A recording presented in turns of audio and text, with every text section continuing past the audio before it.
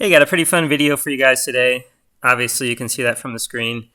I'm just going to be showing you how you can use those GEO rules of thumb that I established in the previous videos to do some really awesome stuff.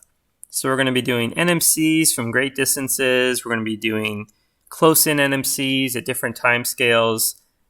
I'm going to show you how you can use those rules of thumb to calculate some very precise orbital flyouts. So yeah, let's jump into it. Okay guys, before we jump into the problem solving, first I've got to show you this thought experiment.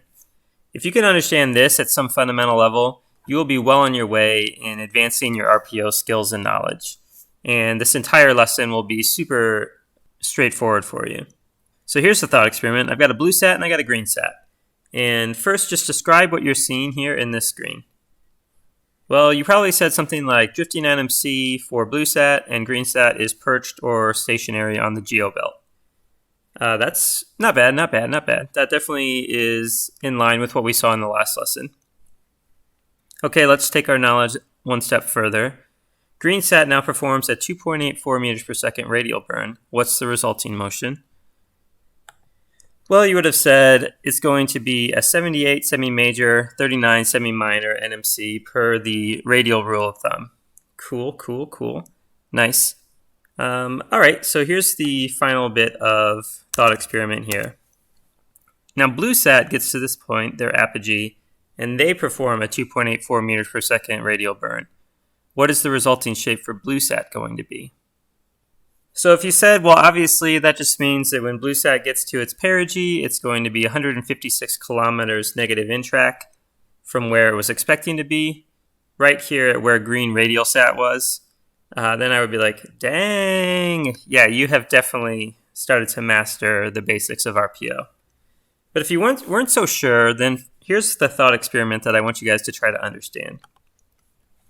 So there is a reference frame where blue sat is not in a drifting NMC, but is just one of these straight inertial lines, and green sat is in a drifting NMC. What is that reference frame? Well, it's right here. It's blue sat's inertial line, and green sat is now in a relative line around blue sat. So here's what I want you guys to understand. When we say NMC, when we say drifting NMC, when we say linear, when we say DSK, all of those things are really just relative motion, okay? So the only true motion are really these lines that go around the Earth. And all of these interesting shapes that we see when one sat's perspective is compared against another's are all just relative. So now if I were in this reference frame and we went to that same point where blue sat is at apogee, it looks like green sat is at perigee, but we know green sat is actually just on a straight line and blue sat is now further away from the Earth. If I asked you in this reference frame, without establishing who was eccentric and who wasn't, to describe what blue sat's radial burn looks like now, you would say, well, it's going to be a 78 semi-major, 39 semi-minor NMC, and it will land 156 kilometers ahead of where blue sat was previously. And that's 100% correct. So here you can see it. Boom. Blue sat in this reference frame is in a 156 kilometer wide NMC relative to its original starting location, which would have placed it 156 kilometers ahead of where it was expecting to land with respect to green sat. So here you can see that NMC with respect to blue, and then when blue sat gets to its perigee, boom. Now blue sat radial is still in a drifting NMC, but the resulting shape is exactly like what we were expecting if we understand this reference frame. Essentially, the trick to this thought experiment is understanding that this NMC shape is in blue sat's drifting line here. And the rules which govern this shape, that it crosses its V-bar exactly 156 kilometers later, are true for this shape as well. Cool. If you're not quite understanding that yet, don't worry. We've got a lot of examples where we're really going to lock in this knowledge. Okay, here's the first such example. Case 1 satellite performs a 2.84 meters per second burn. What's the resulting shape? It's going to be this 1 degree per day drift towards this 0 line. Now case 1 sat gets to its apogee and decides actually it wants to land 50 kilometers negative in track of 0 sat. What burn should it do? So take a second, think about it. Think about the thought experiment that we just did, and then give me a burn to perform right now that will land me 50 kilometers negative in track of 0 sat. Okay, like the magic of Dora the Explorer, here's the answer. It's going to be a 0.91 meters per second radial burn. 0.91 meters per second, and I'm just going to walk you through the math of how we got there. But here's the shape that we're producing. So in case 1 sat's RIC frame, we're producing this 50 kilometer by 25 kilometer NMC. The resulting shape is going to be, we stretch out our drifting NMC by 50 kilometers, and when we land at our perigee in 12 hours, we are now 50 kilometers ahead of where we want it to be. Okay, so how did I get that 0.91? I just used the radial rule of thumb, and I realized I wanted to produce a 50 kilometer wide NMC. So one 2.84 meters per second burn, if you recall, produces a 156 kilometer wide NMC. So very basically, I just took 50 divided by 156, which is 0.32 apparently. I multiplied that by 2.84, and I got a 0.91, which would produce a semi-major 25, semi-minor 12.75 or whatever that is. And sure enough, we get that perigee point to land 50 kilometers later. It was all because we were producing that NMC shape in the original track that we were flying along. Okay, let's do something a little more difficult. In this one, I want to get to that 0 degree satellite in 24 hours. And when I get there, I want to be in a 20 by 40 NMC. And I want to start that NMC at a sub 20 point of 0 sat. Okay, there's a lot to unpack there, but let's just talk about how we're going to solve this problem. Well, first of all, what is your answer? Take some time, think about it. We need to travel all the way over to 0 sat, so that's 736 kilometers. We need to land in 24 hours below 0 sat by 20 kilometers. And when we get there, we need to enter into a 40 by 20 NMC. Okay, so that's the problem. Here's the answer. And I'm going to talk to you guys about what you're seeing here. So let's zoom in. And this is the relative shape that is produced by case 2 answer to case 2. And this happens 6 hours into the orbit. So let's just take a look at what's going on here. So we get to this point 6 hours into the orbit, and then I perform a radial burn. You can tell that because of the NMC. That takes me 3/4 of the way around my NMC. And then when I get to sub-0 sat, I begin my burn to enter into the NMC. All right, so what did I calculate out here? First, we have the burn that takes us to the 0 degree point, which you'll notice is not 2.84.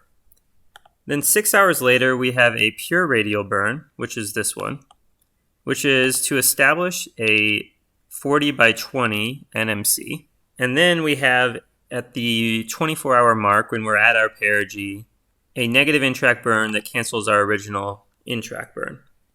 Cool. So let's first solve for this shape and figure out how I did it. So it's a 40 by 20, or it's an 80 kilometer wide, however you want to solve this. It's the radial rule of thumb. So 80 divided by 156 is going to be 0.52 times 2.84 is 1.45, which you can see is what I put into the RIC burn. All right, so to produce this shape here is going to be 1.45. In 24 hours, I want to be at this point here, the lowest or perigee point of this NMC. The problem with radial burns is that in 24 hours, they will go one full period, which means they will start at the same V-bar location that they were originally. So I had to delay this burn by 6 hours so that I only traveled this location here. So here you can see when I get to the 6 hour mark is when the burn starts. and then it travels through 3/4 of the NMC, and beautiful, I solved my NMC perfectly. Now this is where case 2 would have landed without that NMC burn. And that's incredibly important because rather than using I need to travel 1 degree, so I'll do 2.84 meters per second, I have to realize that when I do that burn at 6 hours here, I'm going to be advancing in track and radially, meaning that when I land here, at the point that I was trying to originally go to, I have traveled an additional 40 kilometers, which is this shape of the NMC here. So when I do my original drifting burn with the in-track burn to get to 0 sat, with that initial burn, I have to land 40 kilometers positive in-track so that when I add in the radial burn, which is going to buy me 40 kilometers of free in-track motion, I line it up directly over 0 sat. Cool, so that's kind of complicated, but let's just look through the math. So I did 736, which is 1 degree, minus the semi-major axis of the NMC that I'm creating, which is 40, which creates 696 kilometers. I divided that by 736, and this is the ratio of the distance I'm traveling to 1 degree. The reason why I do that ratio is 1 degree is equal to 2.84, so just multiply this ratio by 2.84, and I get a 2.685, which you can see is the burn that I do. So 2.685 is how I drift essentially 94% of the way to 1 degree, which is here. 2.865 would land me here. The additional radial burn that I do in 6 hours gets me the additional 40 kilometers, and it lowers my perigee to here. And then just to wrap it all up, when I get there, I performed a burn of negative 2.685 meters per second to perch. So that's the exact same thing that case 2 is doing minus the radial burn. So you can see 2.685, negative 2.685. So if I hadn't done the radial burn, I would have landed and perched here. Because I did the radial burn, I landed and perched, or essentially I landed and became stationary in the NMC that I designed with that radial burn. And just to show how powerful this is, think about this shape here. There's also this apogee point, right? Where you could have targeted above the 0 degree sat. So what I'm going to do is, instead of waiting 6 hours, let's wait 18 hours, which is 24 minus 6, right? We'll do the exact same burn, no change. We'll change this propagate to 6 hours. So now we have a full 24 hours in between them, and we're just going to do the exact same burn plan and watch what happens this time.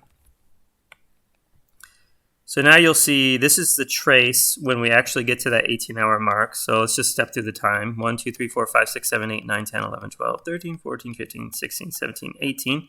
Here's when the burn executes. It gets to above 0 sat, and now it's going to be in that beautiful NMC. We're just taking advantage of the shapes within shapes, just like that thought experiment at the beginning. Okay, let's get something a little bit harder. Okay, by now I'm sure you guys are tired of the 24-hour motion. You want to do something a little more challenging. So, okay, let's get there in 12 hours. And let's just go into a 30 by 60 NMC when we get there. Cool, so how am I going to get there in 12 hours and then enter into this NMC? Well, if you remember from the radial rule of thumb, we can get to a 1 degree target in 12 hours using just a pure radial burn of around 13 or whatever we calculated out to be. So that solves that problem. But how do I get to this NMC when I get there? Because the radial burn is always going to land back on the original V bar that it launched from. So it would go all the way to this 0 point.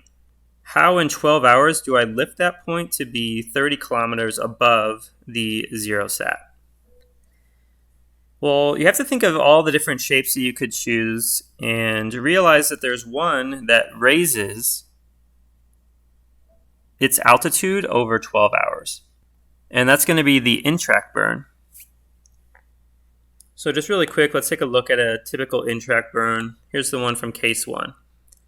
If you look at this 2.84 meters per second in-track burn, it raised our average altitude from the Earth by 78 kilometers, which is about halfway between its perigee and apogee. In fact, it's exactly halfway. In 12 hours, as it traveled through its motion, it would have been here at its apogee. And what's significant about this is the altitude of that apogee is incredibly predictable. Because we know 2.84 raises 78 kilometers and it doesn't change the altitude of your perigee, we know that the altitude of apogee increased by 156 kilometers. So when you do any in-track burn of 2.84 meters per second, you will always be 156 kilometers higher than you originally were after 12 hours, or you were originally going to be. So when we go back to case 4, in 12 hours, I just want to be 30 kilometers higher than I was expecting to be. So super easy, let's just do 30 divided by 156. So 156 is what a 2.84 meters per second burn would give me for an apogee change. 30 is what I want, so we're going to find out the ratio of those. We're going to multiply by 2.84. And it's going to be a 0.5461, which if I go into the burn plan, 0.54615. Sweet. Okay, that's good. So now we know in 12 hours we're going to be 30 kilometers of where we would be with a pure radial burn. But there is one caveat here. We can't just now calculate the pure radial burn to land us at this 0 point, because if we do, we're going to forget about all of the extra free motion that we gained by doing that positive in-track burn. So next what we need to do is figure out how much, if I raised my semi-major axis according to this burn, would I have drifted. So an apogee of 30 kilometers means that my semi-major axis was a 15 kilometer change. So we need to figure out how far would I drift in 12 hours if I had a 15 kilometer change to my semi-major axis. Well, again, we'll just do a ratio. So if I do 15 divided by 78, so we know 78 will drift me 736 kilometers in one day if I change my semi-major axis by that. So if I only change by 15, we'll do 15 divided by 738. We'll multiply by 736. So when I change my semi-major axis by 15 kilometers, I drift 141 kilometers in a day. Now we have to remember we're only doing 12 hours of motion, so we're doing half a day, so I have to divide this number by 2. And I get 70.769. Okay, so now what do I do with this number? Well, what I do with this number is I subtract it from 736, which is going to be 736 minus 769. Boom. So now with my radial burn, I only have to cover this much distance, which is 665,231. Now when I do radial burns, I can produce, for every 2.84 that I do, I produce 156 kilometers of motion. So I'll divide this by 156. That's the number of 156 kilometer wide NMCs I can fit in a space that's 665 kilometers wide, which is 4.26. Now I multiply that by 2.84, which is how I produce a single 156 NMC. And I should do a burn of 12.11. Sweet, so I do 12.11 plus 0.54615. I wait 12 hours, and then I just cancel all of that motion. So here it is. I do that burn. I'm drifting, so I'm in a drifting NMC from the in-track burn, and I'm in a large NMC from the radial burn. The combined effect of those is to land me here at 0 sat, exactly 736 kilometers in-track, and 30 kilometers above where I originally started. Then I'm just going to cancel all of the motion, So I cancel the in-track burn to lower my semi-major axis back to 0, and I cancel all of the radial motion that I'm carrying right now.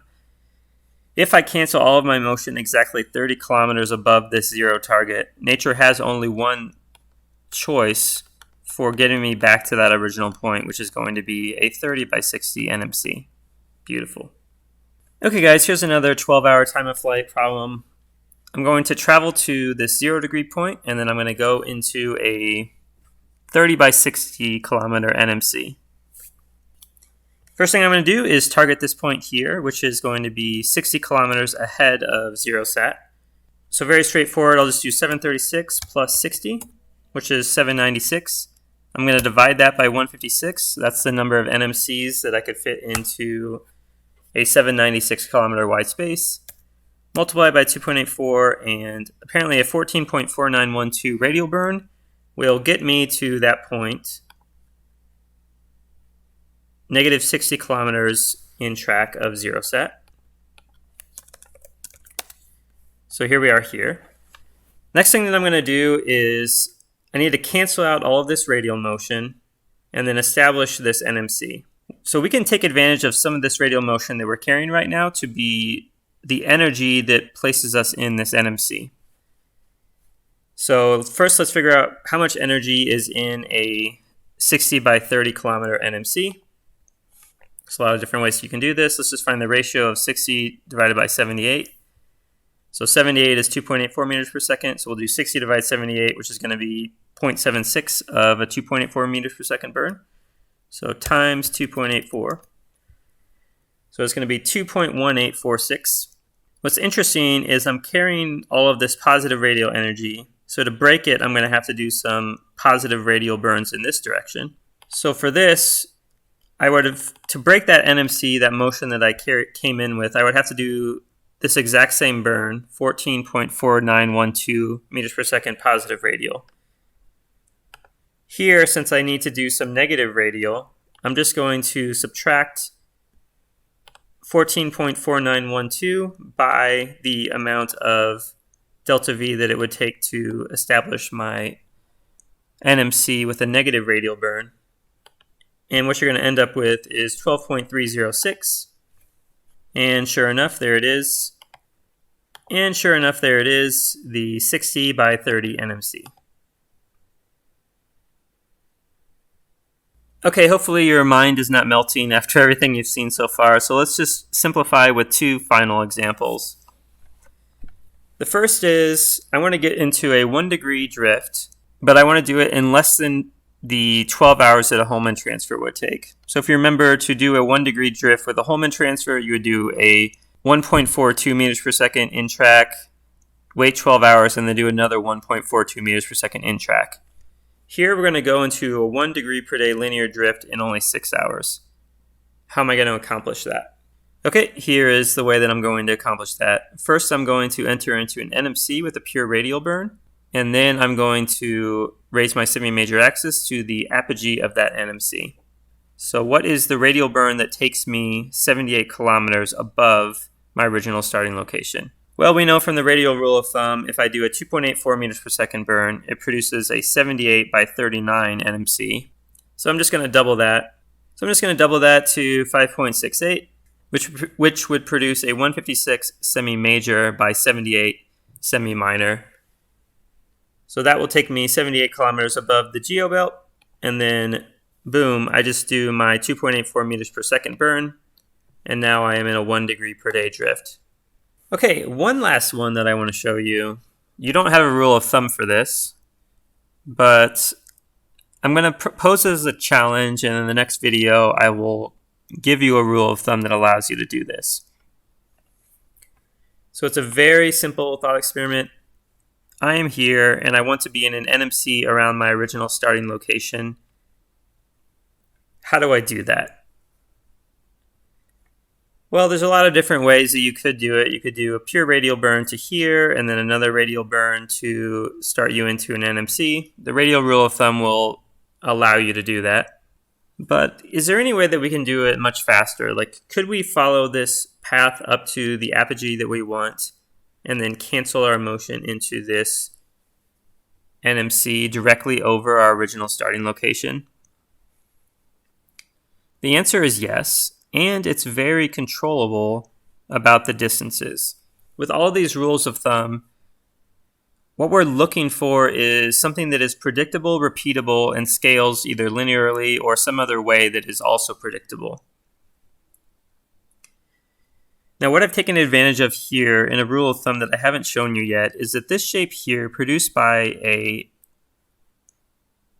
positive in-track burn, will always tip over its original R bar at the exact same time, which happens to be around 272 minutes.